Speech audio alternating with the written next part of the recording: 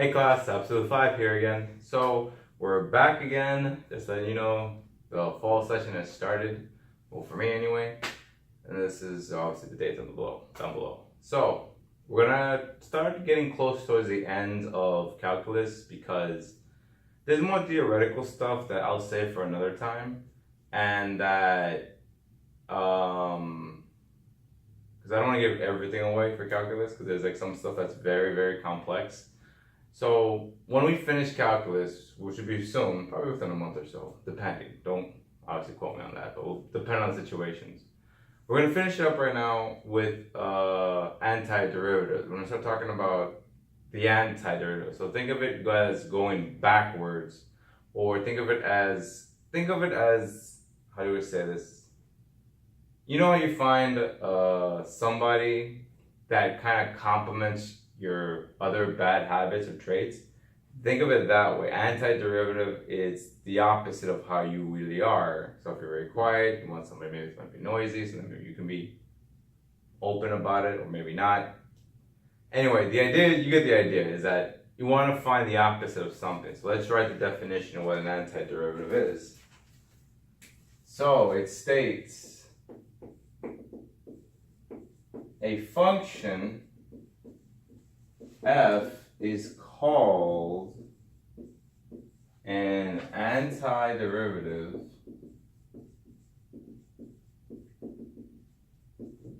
of f on an interval I if f prime of x is equal to f of x for all x in I.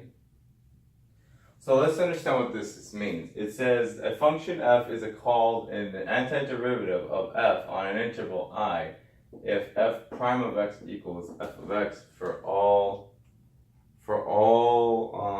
x in I. So meaning that if I were to take the derivative of, this is the antiderivative, if I were to take the derivative of an antiderivative, that's why it's capital F versus f of x, this means antiderivative.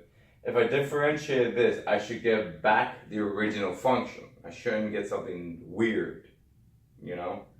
And there's also a theorem that goes with this. I'll see if I can fit this under here. Theorem, if f is an antiderivative of f on an interval I, then the most general antiderivative of f on I is f of x plus c, where c is an arbitrary constant. Now,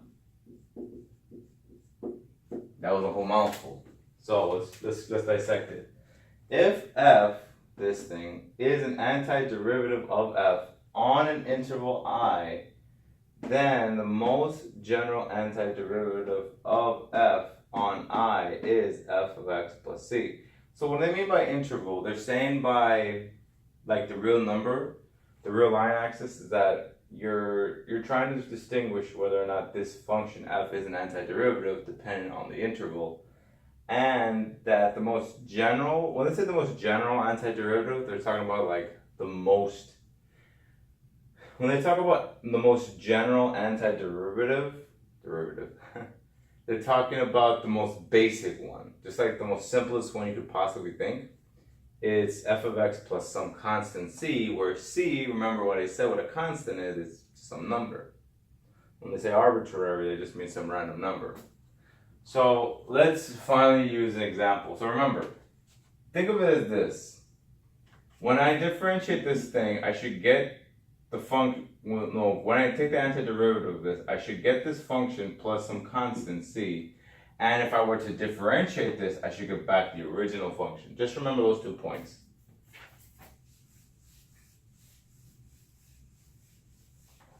Alright, so let's do something very basic.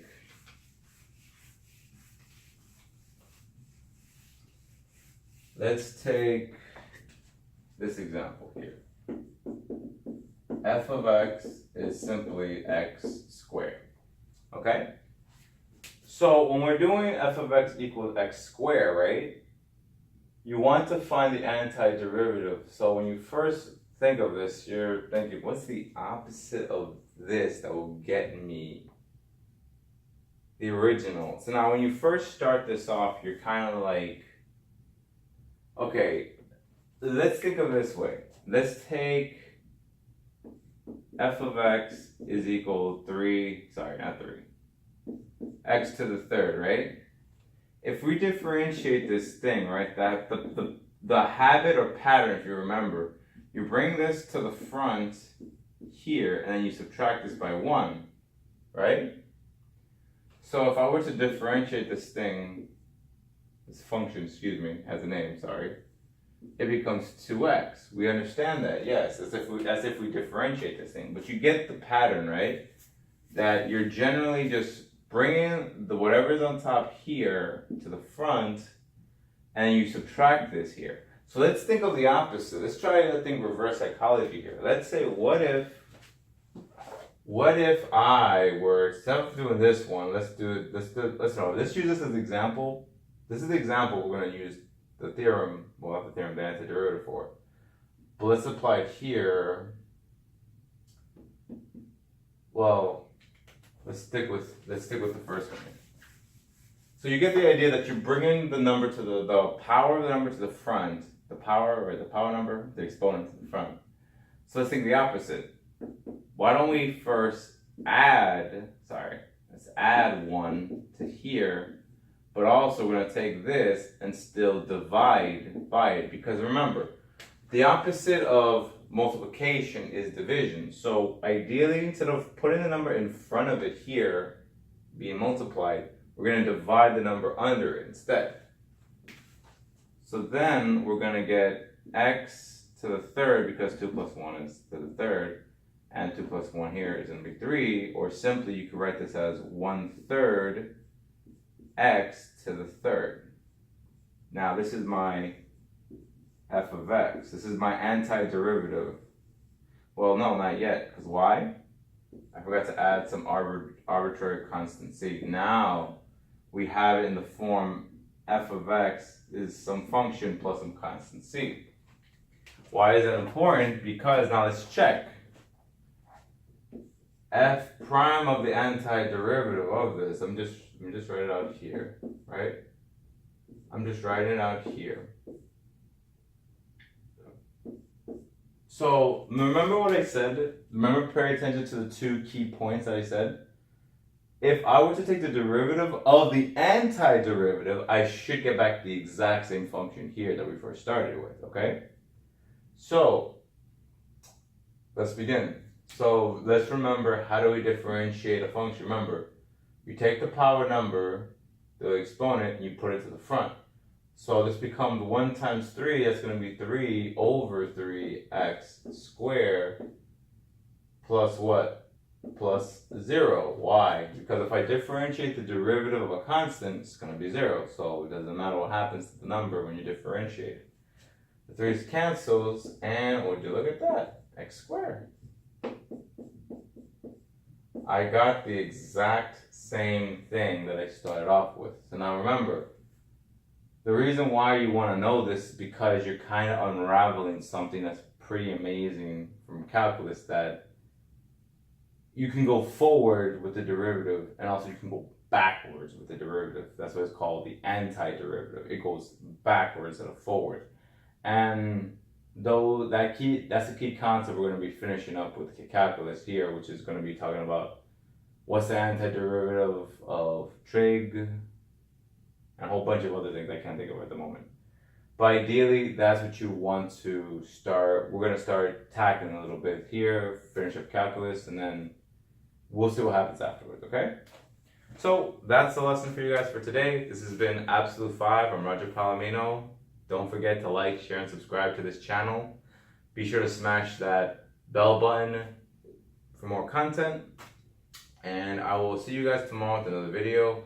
And I will see you guys. Wait, I said it already. Remember, math is infinite because there are infinitely many possibilities. Take care, guys.